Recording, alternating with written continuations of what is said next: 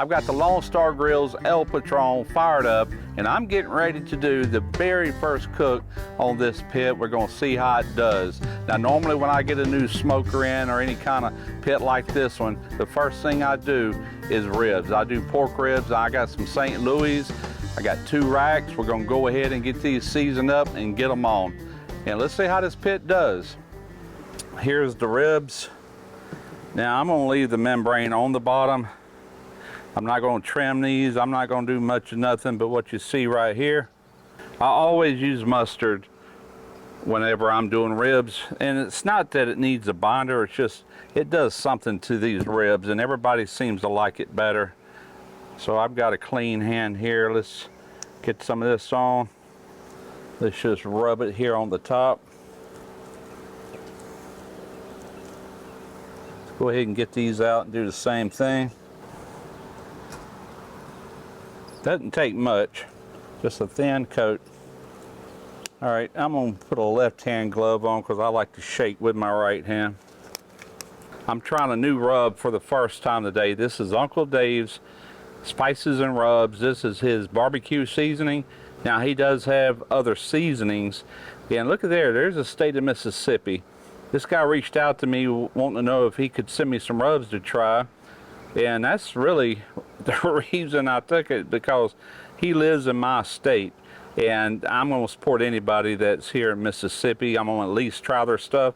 And right now it smells excellent. I'll put a link in the description for this if you want to try it out. It's got nice sized granules. Now I'm not doing nothing to the bottom side of this since I'm leaving the membrane on. All right, I'm just going to let these sit right here and sweat in a bit before I actually go on the grill with them. It still has a little bit more temperature to rise, not much. I can put them on right now. The smoke is good and clean. Everything's looking good on that end. Bring you right back. All right, I want to go ahead and open this pit up.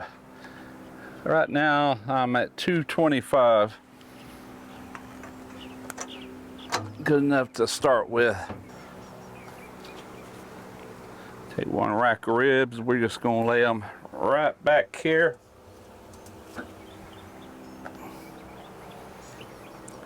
Take the other rack.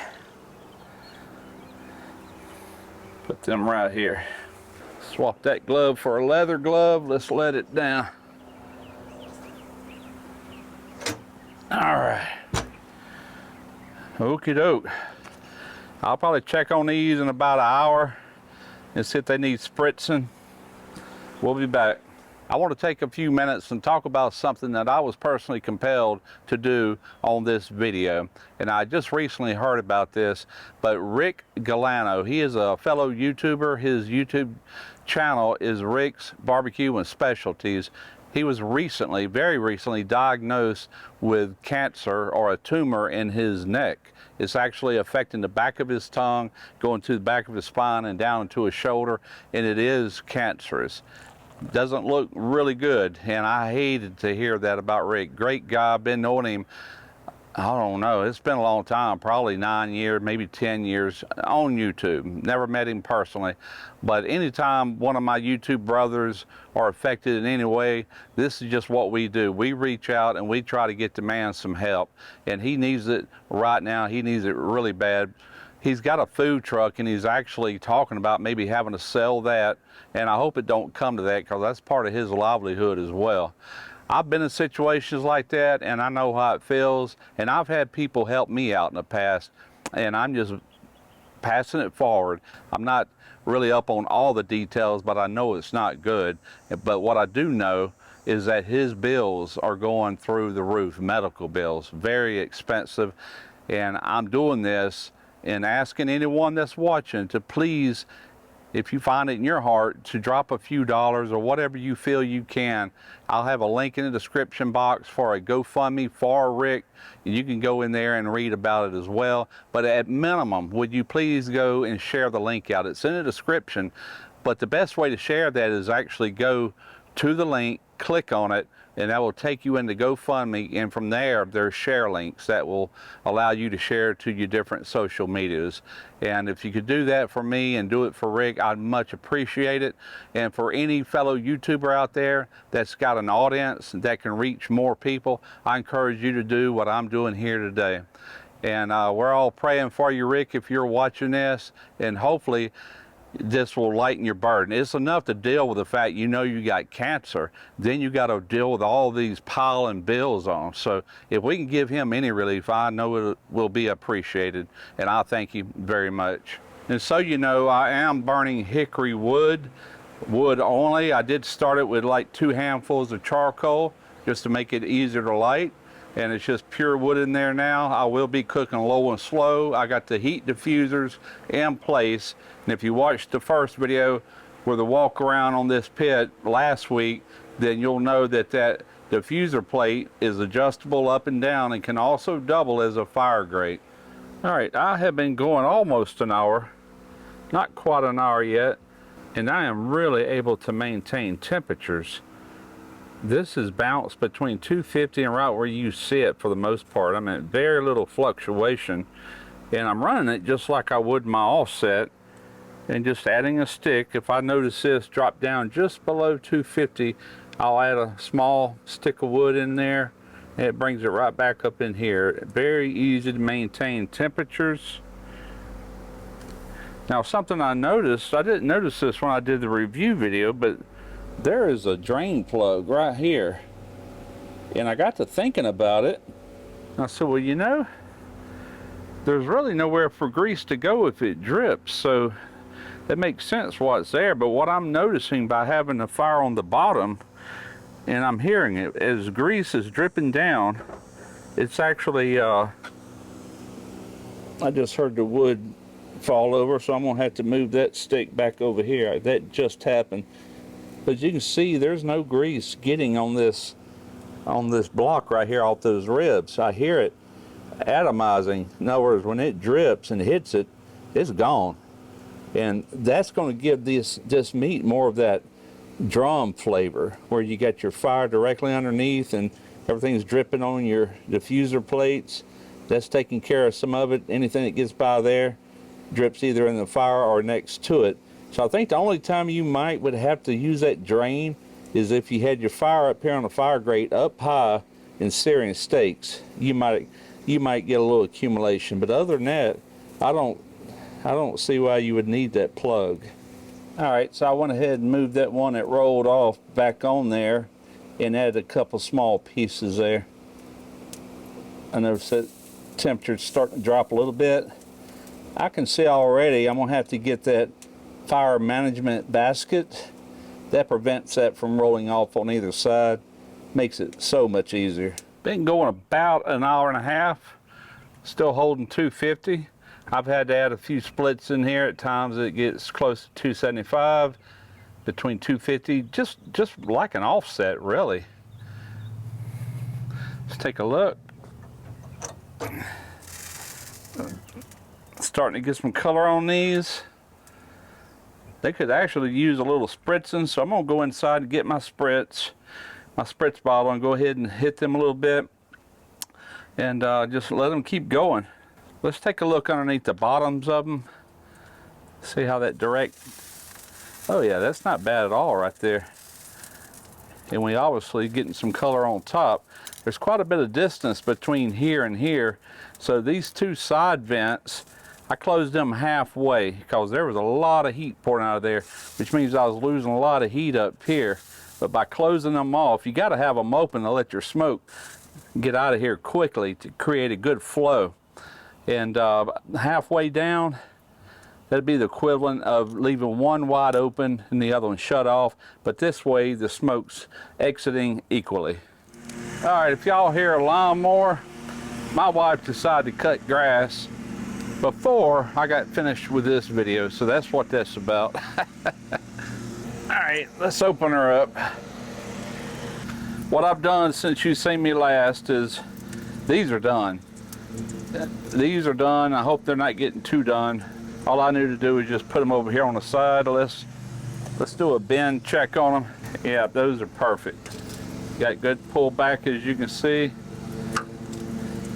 Now we're leaving them without sauce. I'm gonna sauce these. Ribs are kind of thin through here, but really meaty on this end. We're running 205. These ribs are done.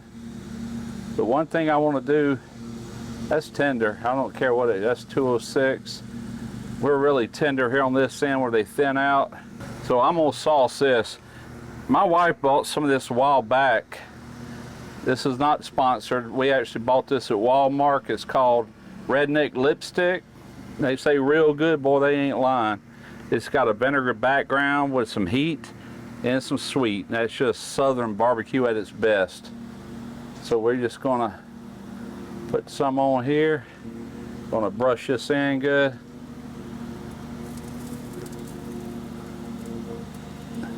Get a good coat on here, and we're just gonna let these set up for maybe 10 more minutes. I'm just gonna let this heat kind of die on out as this is setting. Right now it's still pretty hot. I ought to go ahead and do both sets, but one reason I want to leave this other side unsauced is because I want to taste that rub. And it's kind of hard to judge it when you got sauce on top of it. All right, we'll go ahead and close the lid. I'll be back in about 10 minutes, maybe 15, just to let that sauce set. All right, I already got one rack off. This is the unsauced. Let me go in here and get these other ones. And there's the sauced. Now I decided not to wrap these. I quit wrapping ribs a long time ago. And so, you know, I did end up spritzing these like twice. And I haven't spritzed these in a long time. As you can see, that fat finally made its way up to the surface. Let these cool off for just a minute, few minutes, and then I'm gonna slice into them. We'll give you a taste. All right, so I wanna go ahead and cut these ribs. And I'm just gonna put them in this pan right here. Now I'll reserve a couple of them just to do this taste test with. We're just gonna follow down the bones. See how crooked they are. Let's look at the end of them. Oh yeah, nice smoke ring. Plenty of juice.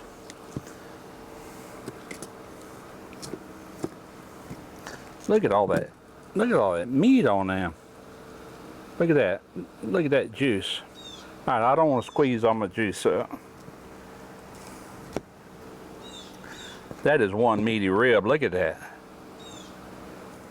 I tell you what, these said St. Louis on there, but whoever trimmed these really didn't do a good job. I should have maybe trimmed them myself beforehand, but they're gonna be all right. They're gonna eat just fine.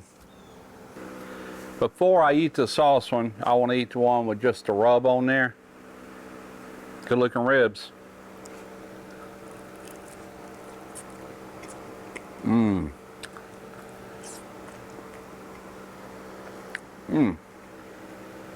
Been a while, and that is good.